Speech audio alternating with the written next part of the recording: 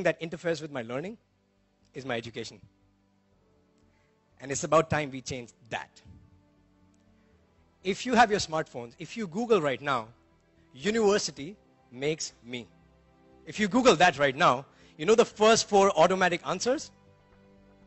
Anxious, depressed, feel like a failure, stupid. Google, by the way, the tech giant, right, that happens to hire a lot of engineers, 15% of their staff doesn't have a professional college degree. Why? Because our education system is outdated.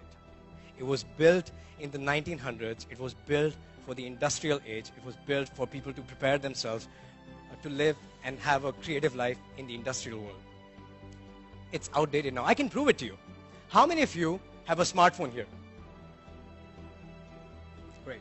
How many of you had the same smartphone 2 years ago? Some older generation people. Welcome back. If I had asked 5 years, nobody would raise their hand. If I had said 10 years, you'd be like, what are you, crazy? We want the latest operating system in our mobiles, in our laptops, in our home appliances. But the platform that impacts the entire humanity is more than 100 years old, hasn't been updated. We live in the information age. This old standardized education model is based on linearity, conformity, and batching people. It's outdated. I would say it's almost getting obsolete, right? We live in the information age. Something that you learn in the beginning of the university is obsolete by the time you graduate. Peter Diamandis, he said, between 2016 and 2022, there will be as many technological changes, as many as we had between 1900s and 2000. That's more than 2,000% growth. And that's just the beginning of the exponential curve. Many of the interesting jobs today that we have didn't exist 5 years ago. What do? We don't live in the age of standardization. We live in the age of customization. Let me tell you a story. Do you guys know this guy? Kevin Systrom. So this guy worked in a marketing job. During the day, he would work in a marketing agency, and he will come back home, take out his computer, and start programming, right? And he got so good at programming, he built an app called Bourbon. He later, after a few iterations, called that app Instagram. At the age of 28, he sold that app for $1 billion to Facebook. Mark Zuckerberg, a college dropout. We don't live in the age of standardization. We live in the age of customization, and everybody can teach themselves. No two people are the same. How many of you have siblings? How many of you have siblings? Perfect. Did your parents ever come up to you and said, hey, come here, remind me, which one are you again? Never happens. Even if you're Indian, doesn't happen. There's 500 million people there. Doesn't happen. No two people are the same, and neither should be their education journey. We all want to be unique, at least the original copy, right? And we are unique. Start designing your unique education. And it's never been easier. Did you know that all the classes that MIT students are taking today, you can go online and take the same classes for free? Not just MIT. You can go on edX.org. There's MIT, Harvard, Berkeley, some of the best universities in the world. Pick the courses you like. Take them. Do you guys know Udemy?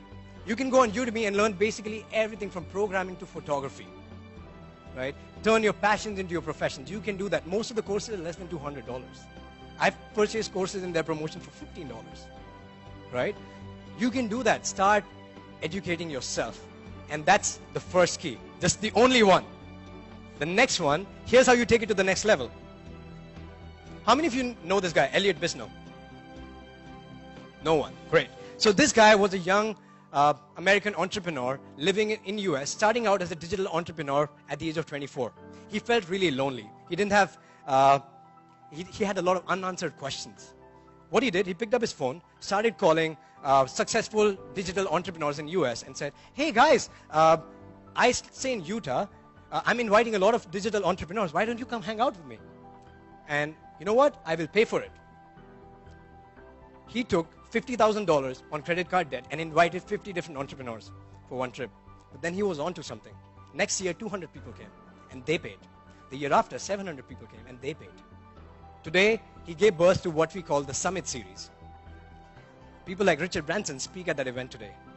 And he was voted as the coolest entrepreneur by Inc. magazine in 2009, right? You know what he was doing? He was bringing together people with similar interests, similar pain points, and similar lifestyles. And that's the key. Find your tribe. We are social animals. We are naturally inclined to connect with people who are like us, similar values, similar interests, similar belief system, right? And we thrive in that environment, right? That's where you share the latest practices. That's where you learn and you teach each other. You learn and grow with each other together as a tribe. And when you find your tribe, something interesting happens. On May 28, 2017, I landed in Barcelona about 4 months ago. And I joined 400 people from 50 different countries. That said, we will relocate to Barcelona for 1 month and we go deep into personal transformation. We got together and we had some of the most incredible teachers in the world teaching us and having workshops every single day. This is Vishen Lakhiani, founder of Mind Valley. He's teaching us on advanced goal setting. This is Lisa Nichols, the star of the documentary The Secret. She's been on Oprah many times. She's teaching us the art of storytelling. Some of the most incredible speakers, UK's #1 hypnotherapist, the guy who sold 20 million books, the CMO for a billion-dollar company, guy who trains Hollywood actors on fitness, and the guy, the monk, he trained the star cast of Doctor Strange. These are the kind of workshops that we were having. And, get this, in the evenings and on the weekends, we partied in the streets of Barcelona, right? We connected with our tribe, right? We had spaces to connect deeply and meaningfully with our people. And we call this experiment Mind Valley University. Now, what if this was part of your university? These are what I call deep immersions. Deep immersions are like, you know, have you guys been to Disneyland? Yeah? Have you noticed at the end of the day, kids are really sad? Some are crying. Some parents are trying to drag them off and they're like, no, daddy, no. You know why that happens? Because they just experienced a deep immersion. Deep immersions are powerful. They are like highly inspiring, fun, exciting moments that you experience. And deep immersions are basically when you come together with your tribe and go deep into a particular topic for a very short period of time. It could be from like 1 day to like 5 days, and then stir some emotions, have a lot of fun, and create a lot of lasting memories. Right?